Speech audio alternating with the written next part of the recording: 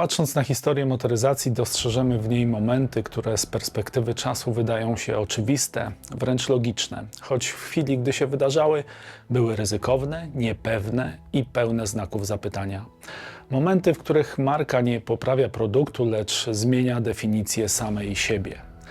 Dla BMW takim momentem była Neue Klasse i dokładnie takim momentem jest ona ponownie dziś. Bo Neue Klasse nigdy nie była nazwą modelu, była decyzją o tożsamości. A decyzje tego typu podejmuje się rzadko, zwykle tylko wtedy, gdy stare definicje przestają działać. Na przełomie lat 50. i 60. BMW było firmą w stanie delikatnej równowagi. Produkowało mikrosamochody, które ratowały bilans i pozwalały przetrwać, oraz duże, eleganckie limuzyny, które budowały prestiż, lecz nie zapewniały skali. Pomiędzy nimi istniała luka i właśnie w tej luce czaiło się największe zagrożenie. Brak samochodu, który mógłby stać się codziennym wyborem nowoczesnego, ambitnego klienta.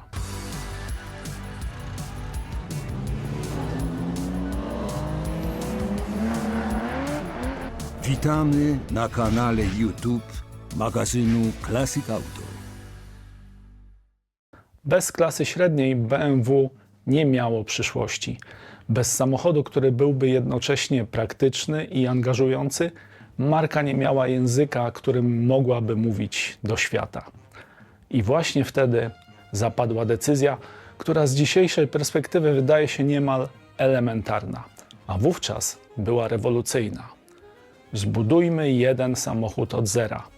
Nie kompromis pomiędzy skrajnościami, nie rozwinięcie istniejących modeli, lecz nowy punkt ciężkości całej firmy. Tak narodziło się BMW 1500. Kiedy w 1961 roku BMW zaprezentowało ten model, nie było jeszcze mowy o platformach modułowych ani pojazdach definiowanych przez software.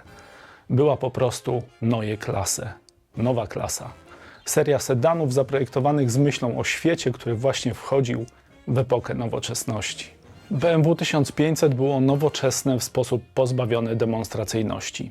Czworodrzwi, zgrabna sylwetka, funkcjonalne wnętrze, bardzo dobra widoczność i proporcje, które sugerowały stabilność, ruch i równowagę.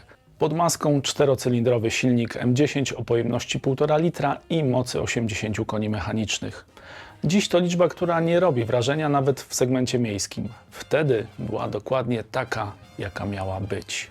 1500 rozpędzało się do około 150 km na godzinę i potrzebowało mniej więcej 15 sekund, by osiągnąć 100 km na godzinę. Nie były to osiągi sportowe.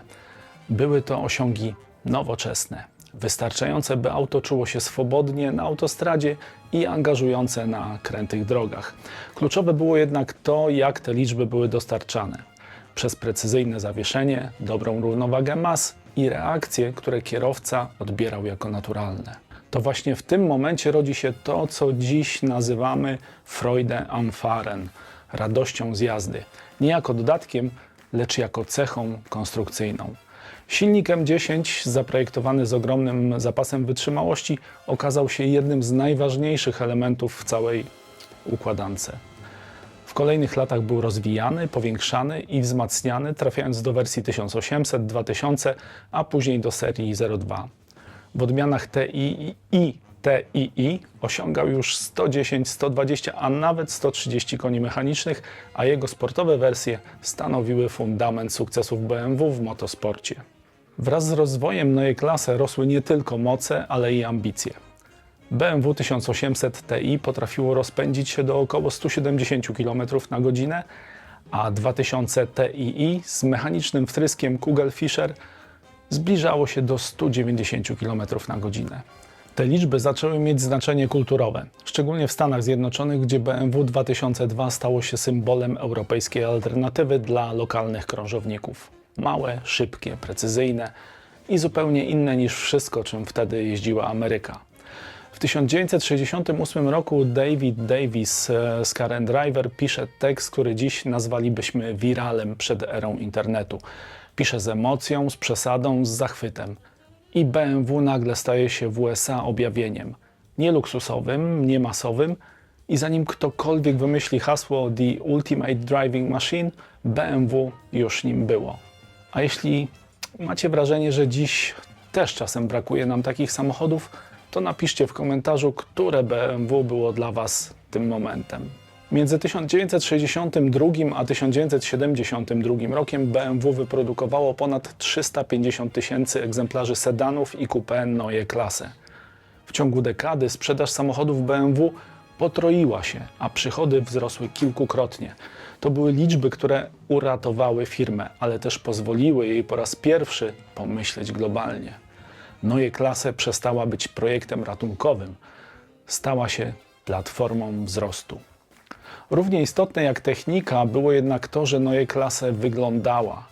W latach 60. design BMW przestał być kwestią dekoracji, a stał się narzędziem strategicznym. Samochód miał wyglądać nowocześnie, lekko i dynamicznie, ale bez krzyku, bez barokowej przesady i bez stylistycznych fajerwerków, które szybko się starzeją. Za tę wizję odpowiadał Wilhelm Hofmeister, ówczesny szef stylistyki BMW. Człowiek, który rozumiał formę jako przedłużenie inżynierii.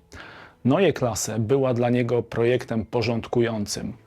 Trzybryłowa sylwetka, czysta linia boczna, wyraźnie zaznaczona kabina i proporcje sugerujące napęd na tylne koła. Najtwardszym śladem tej filozofii stał się oczywiście Hofmeister Nick, charakterystyczne załamanie u podstawy słupka C.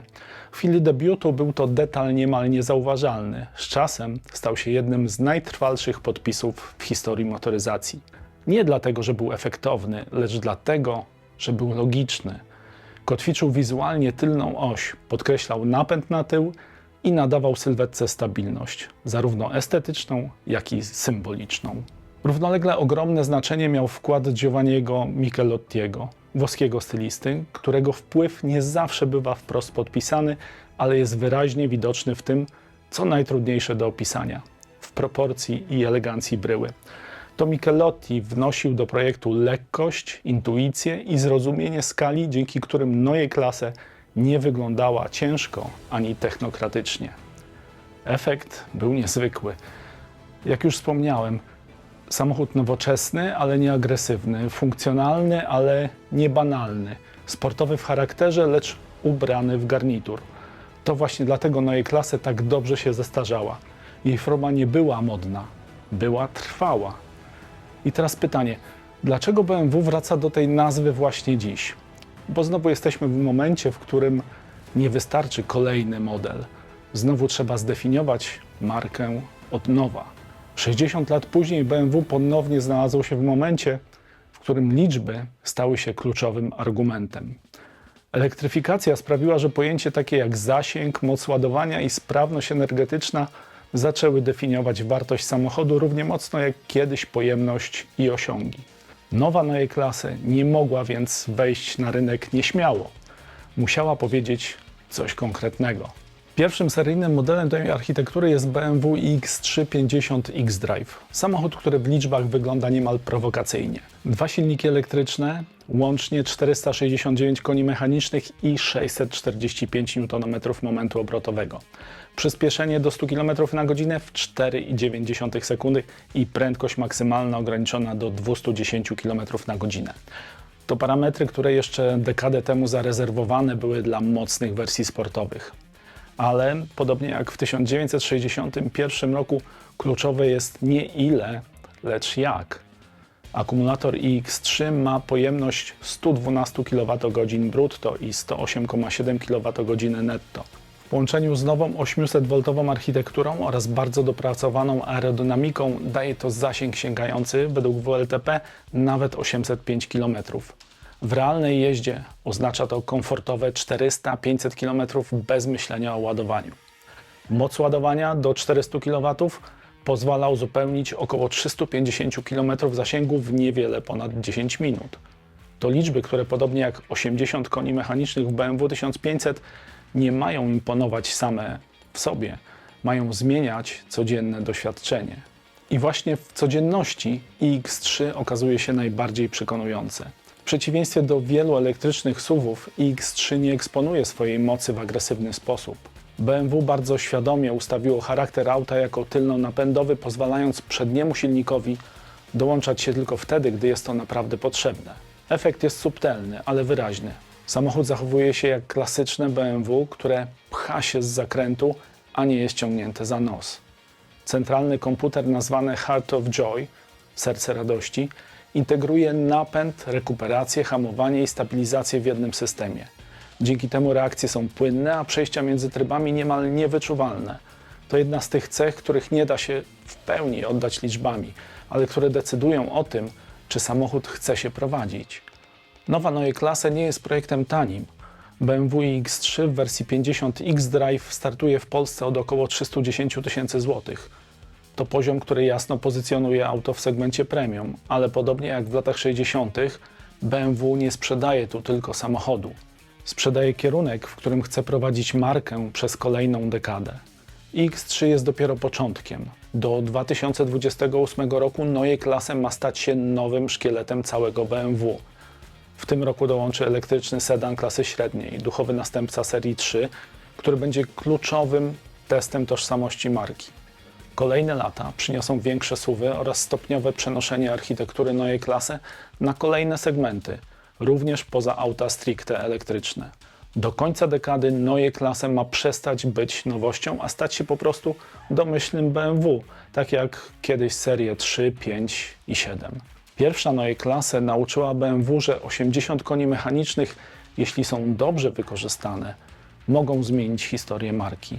Druga pokazuje, że 469 koni elektrycznych nie znaczą nic, jeśli nie idą w parze z filozofią prowadzenia, proporcji i umiaru.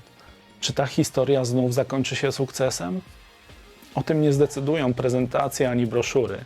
Zdecydują drogi i oczywiście kierowcy. Ale jeśli liczby znów okażą się tylko pretekstem do opowiedzenia większej historii, BMW może po raz drugi udowodnić, że Neue Klasse nie była przypadkiem, tylko umiejętnością uczenia się we właściwym momencie. A teraz wasza kolej. Czy dla was elektryczne BMW może być prawdziwym BMW? I co jest ważniejsze? Zasięg, czy to, co dzieje się za kierownicą? Jeżeli chcesz prenumerować magazyn Classic Auto, zapraszamy na stronę www.classicautomag.pl/sklep. Link znajduje się w opisie tego odcinka.